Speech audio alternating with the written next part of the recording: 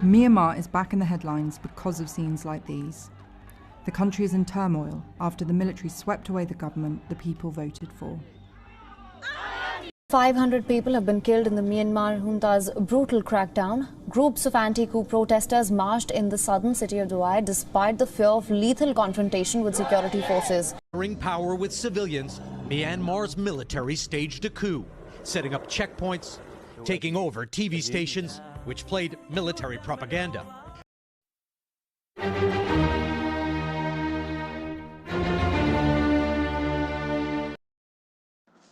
So the story of Myanmar, which was formerly called Burma, starts in World War II when Japan invaded Burma and it took control over the country's resources and population. A local army group, which was headed by Aung San, with the help of the Allies, USA and UK, defeated Japan and took their control in the country in 1946. But in 1947, Aung San was assassinated. Before his assassination, he signed a contract with the British government that after being independent, this country, which is now called Myanmar, will be a federal nation, a federal democratic parliamentary nation. On 4th of January 1948, Myanmar became an independent sovereign nation. Well, Myanmar did have democratic republic form of government, but it never followed the federal form of government from 1948 to 1962. Well, Myanmar is very rich in its ethnicities. It has around 130 ethnicities, and the biggest of it being the Bamar people, who form around 70% of the population. People were really angry because their promise of a federal form of government was not fulfilled by the government which was ruling there. So, riots started in the country and people wanted a federal form of government.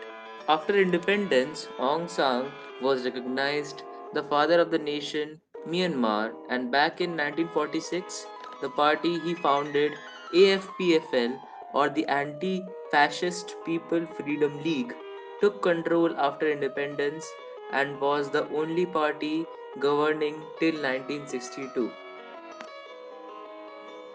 But something changed in 1962. This year, military of the country took a decision which changed the future of the nation. It organized a military coup. Well, this word is pronounced as coup but spelled as coup, which is COUP. It means a group of people who can be military or terrorist group or any other set of people who overthrow illegally the country's ruling government. But why did the military do a coup? People of the country were not satisfied by the ruling government, and riots and massacres were becoming very common in the country. The country was on the verge of splitting up, and to avoid these insurgencies, the military took control and was headed by General Ne Win. Now, if you see this photo, this is the daughter of Aung San, the father of the nation. Her name was Aung San Suu Kyi. But where was she when the coup was happening in the country and the country was being split up? She was in Oxford University studying there and taking her degree. And after taking her degree, she married a Britisher and became a housewife.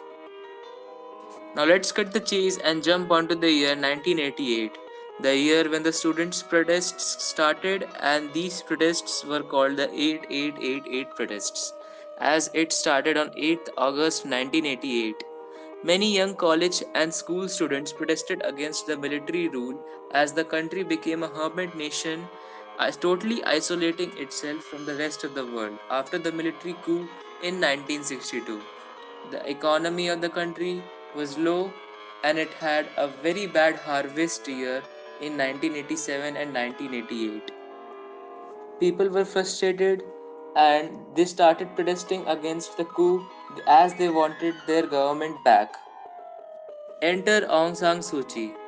She was in Myanmar in 1988 to take care of her mother who was ill, and she was approached by the students so that she could help them lead their protests because she was the daughter of the father of the nation.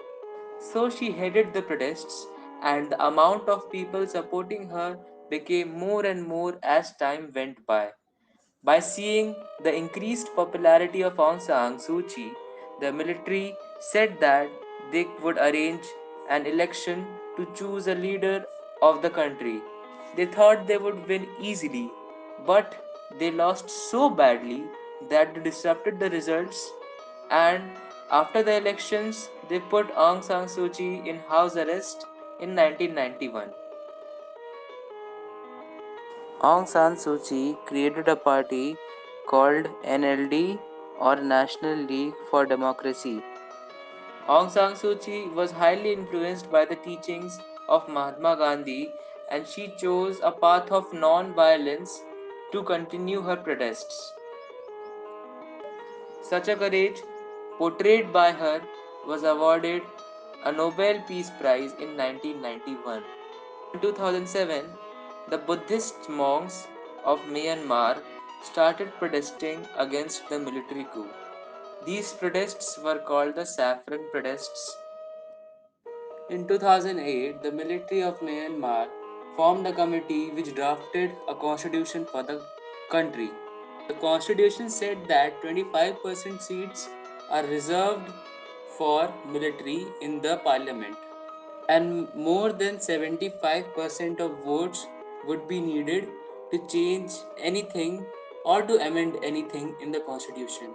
This is how the military got the power to veto any amendment in the constitution. In 2010, elections were held in Myanmar after 20 years. The Myanmar military backed party USDP or Union Solidarity Development Party won.